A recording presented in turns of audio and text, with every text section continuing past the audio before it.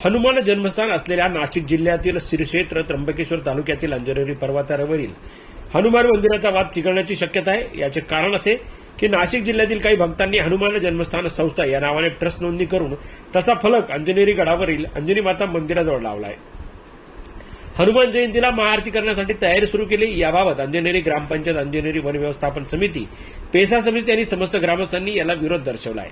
हनुमान जन्मस्थान संस्था या नावाने संस्थेची नोंदणी करताना कार्यक्रमाचे आयोजन करण्यासाठी अंजनेरी ग्रामपंचायत, वन व्यवस्थापन समिती यांची परवानगी घेतलेली नाही।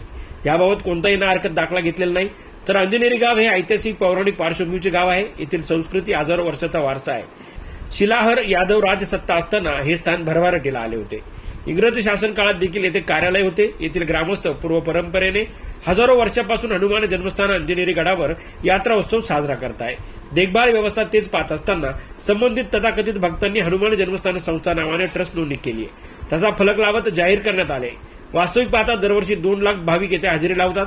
मात्र या संस्थेने यावर्षी लाखो भाविक येणार असल्याचे व आपण चैत्र पौर्णिमा 23 एप्रिल 2024 रोजी लाखोंच्या संख्येने सकाळी 9:15 वाजता महाआरती करणार असल्याचे वृत्त प्रसिद्ध करत लोकांची आणि शासनाची दिशाभूल केली आहे। अंजनेरी गड हा वन खात्याच्या अखत्यारीत येतो, मात्र वन खात्याने कोणतीही परवानगी दिलेली नाही।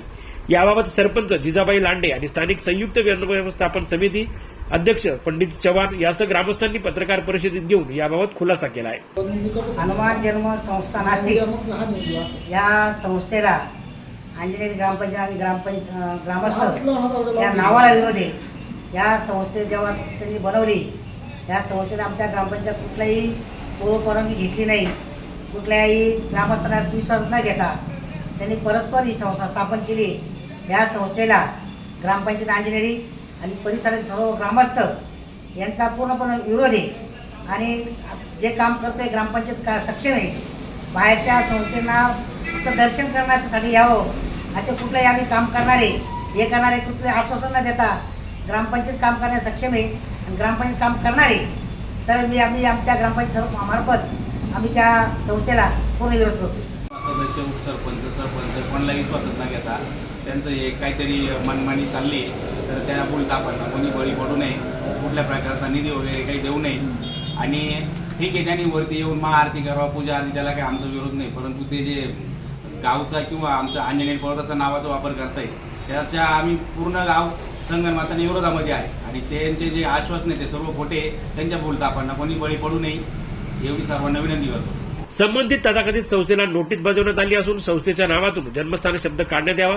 तसेच शासनाने अथवा कोणी अंजनेरी गडाच्या विकासाच्या नावाने पैसे देऊ नये। अंजनेरी गडाचा विकास अंजनी माता मंदिर जीर्णोद्धार करण्यासाठी अंजनेरीचे ग्रामस्थ सक्षम आहेत असे यावेळी सांगण्यात आले। याबाबत वेळी दखल घेतली नाही तर कायदेशीर लढा उभारण्याचे संकेत यावेळी देण्यात आले।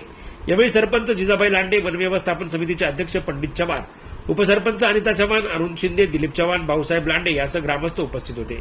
यावेळी ग्रामपंचायत सदस्य आणि शेकडो ग्रामस्थांच्या स्वाक्षरीचे पत्र शासनालयात देण्यात आले।